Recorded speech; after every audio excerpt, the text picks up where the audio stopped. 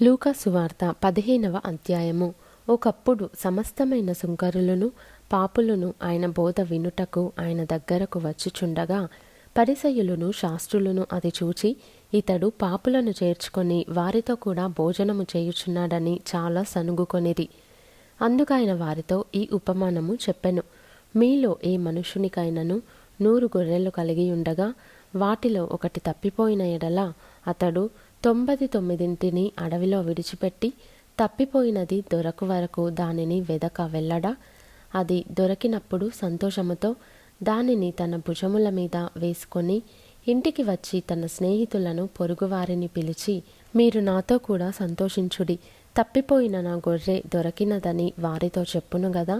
అటువలే మారుమనస్సు అక్కరలేని 99 మంది నీతిమంతుల విషయమై కలుగు సంతోషము కంటే మారుమనస్సు పొందు ఒక్క పాపి విషయమై పరలోకమందు ఎక్కువ సంతోషము కలుగును. ఏ స్త్రీకైనను 10 వెండి నాణెములుండగా వాటిలో ఒక నాణెము పోగొట్టుకుంటే ఆమె దీపము వెలిగించి ఇల్లు ఊడ్చి అది దొరకు వరకు జాగ్రత్తగా వెదకదా? అది దొరికినప్పుడు తన చెలికత్తెలను పొరుగువారిని పిలిచి, నాతో కూడా సంతోషించుడి, నేను పోగొట్టుకొనిన నాణెము దొరికినదని వారితో చెప్పును గదా. అటువలే మారుమనస్సు పొందు ఒక పాపి విషయమై దేవుని దూతల ఎదుట సంతోషము కలుగునని మీతో చెప్పుచున్నానెను. మరియు ఆయన ఇట్లనెను, ఒక మనుష్యునికి 2 కుమారులుండిరి. వారిలో చిన్నవాడు, తండ్రి, ఆస్తిలో నాకు వచ్చు భాగమిమ్మని తన తండ్రిని అడుగగా అతడు వారికి తన ఆస్తిని పంచిపెట్టెను.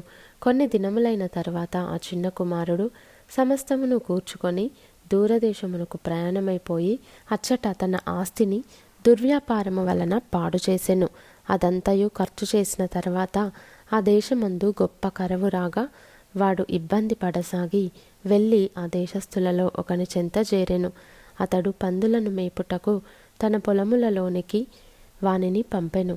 వాడు పందులు తిను పొట్టుతో తన కడుపు నింపుకొన ఆశపడెను గాని ఎవడునూ వానికేమీ ఇయ్యలేదు.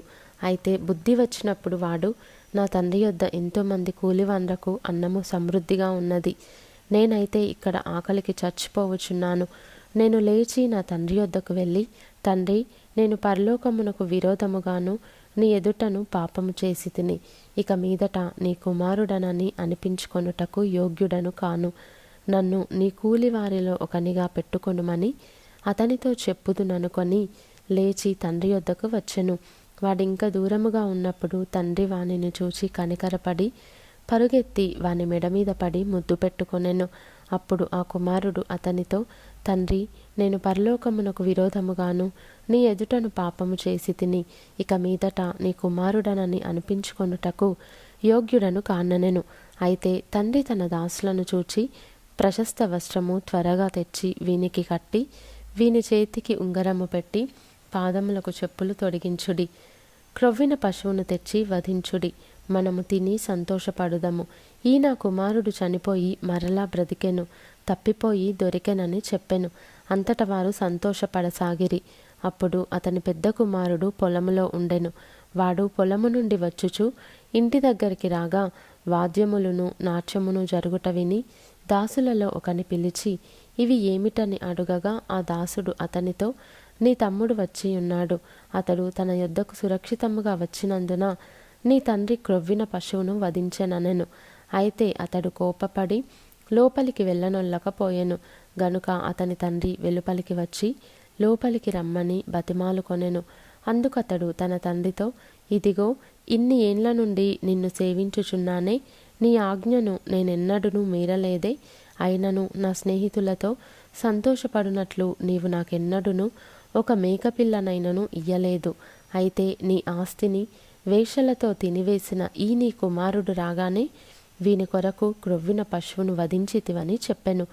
అందుకతడు, కుమారుడా, నీవెల్లప్పుడూ నాతో కూడా ఉన్నావు, నావన్నీయు నీవి, మనము సంతోషపడి ఆనందించుట యుక్తమే.